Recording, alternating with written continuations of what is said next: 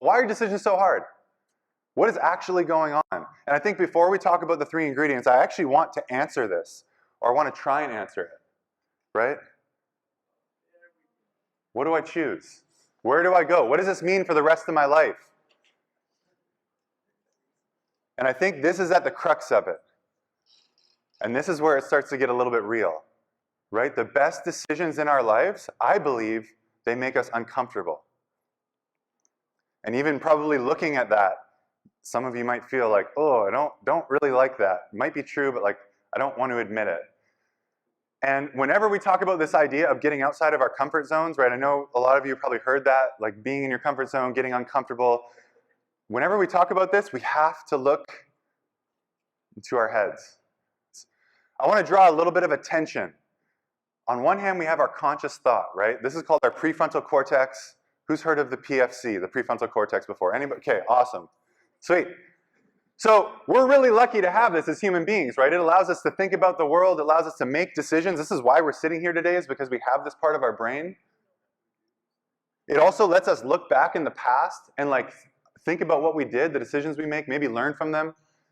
And finally, it lets us look into the future, right? Our prefrontal cortex is the thing that's letting us look out and imagine the possibilities. If all we had was a prefrontal cortex, though, in our brains, well, this presentation would be over. And there wouldn't really be a conversation about decision making because we think about something and then we do it. But obviously that's not where the story ends. Because on the other side, we have this small part of our brain that is like massively powerful, and it is basically responsible for keeping us safe, keeping us alive. It is like this overriding function called our amygdala. The best way to illustrate this is, you know, some of you may have like walked down the hallway before at school, you turn around a corner and boom! See? Somebody jumps out and scares you and your whole body tenses. Maybe before you know it, you've started running the other direction, or like maybe you're like stepping into engage. This part of our brain, right, it's really important. It helps to keep us safe. It actually does a really good job. But sometimes our amygdalas get it wrong. Okay, sometimes when we're thinking about what we want to do in our lives and the big decisions, and I hope some of you are thinking about big decisions in your life today or in the future. When we start to think about these things, just like when I was thinking about Division 1 and that decision, and I start thinking about all the realities that are scary, right? Leaving all of my friends, going to a conservative Christian school, you know, all these new things for me at that time in my life when I was 10. Well, my amygdala is like sitting there in the back of my head being like, oh, this seems risky, this seems dangerous.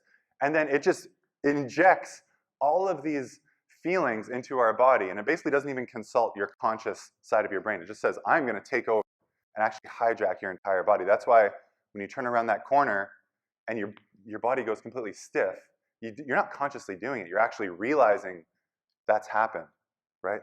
That's our amygdala. There's the tension. Prefrontal cortex, amygdala. Conscious thought, fear. What this gentleman is doing right now is the metaphor or the analogy for the riskiest thing we could do in our entire lives. You see, some people tell us that the scariest thing, the riskiest thing we can do is like, go chase your dreams and fail. That's really scary. You shouldn't do that. I think the act of walking down the high dive is the most dangerous thing we can do in our entire lives.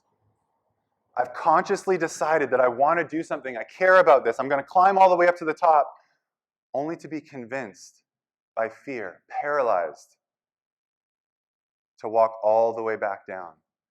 And here's why I believe that. There's one last piece of this diagram, right? That blue thing that connects the PFC and the amygdala. That's called the hippocampus. Your hippocampus is the thing that remembers every decision you've made and what it felt like. Because who here has climbed up a 3-meter, a 5-meter, a 10-meter diving board and been a little bit nervous, but actually made the jump, actually pushed themselves off or maybe been pushed off? Show of hands. Okay, how do you feel? How do you feel after you've done it? You feel pretty good, right? You feel pride. And our hippocampus remembers that, but equally our hippocampus remembers when we felt really bad and we actually walked ourselves back. And why that's important is because every single big decision that you all face for the rest of your lives, that little amygdala down there, in about 10 milliseconds, it goes and it asks the hippocampus, hey, last time I saw a diving board, what happened? And if that thing, that decision, that risk scared you to the point of walking away, your hippocampus is going to tell your amygdala, and your amygdala is going to say, oh, Tyrell, like, I really don't want you to have to go through all that discomfort again, so I'm going to actually pull on the emergency brakes and hijack your body way earlier. I'm going to not let you even climb up that high dive. I'm going to force you to stay in your comfort zone. Every time we choose to stay in our comfort zone, the walls get a little bit higher. That's a really big deal when we're talking about the 10, 20, 30, 40 years, 50, 60 years of life we have left to live. And the last thing that I want to share is that our saving grace to all of this, so like this isn't a shame thing. If you've been confronted with a decision before and you haven't chosen to take the path that you know you should, and fear was a part of that, because our brains are also extremely plastic. Has anybody ever heard that before? Our brains are plastic? So the idea is that any choice that we make, any conscious decision that we choose from here on going forward, we can actually reshape what our hippocampus remembers and what our amygdala actually responds to. And so even in my life, I have a 4-year-old daughter, Olea, and I'm really mindful of like what's the circuitry? What's the hippocampus remembering?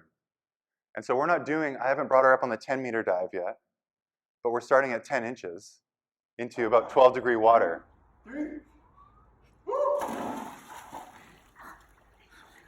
Deep breaths.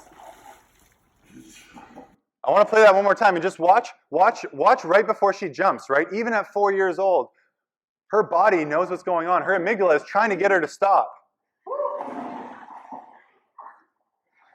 Olea doesn't know this, but her future self is going to appreciate the moments like this in her life because she is learning how to change her relationship with fear. And that's what this whole part of the conversation is about, right? Don't look at fear at the enemy. When we start really owning our decisions, we can actually look at it as fear as the way, right? As our compass. It tells us that we're in the right place, as uncomfortable as it is. And so that's the takeaway here, right? Now you know. Anytime that you come up against a big decision in your life and you're like paralyzed, just stop. Acknowledge what's going on between your ears, in your head.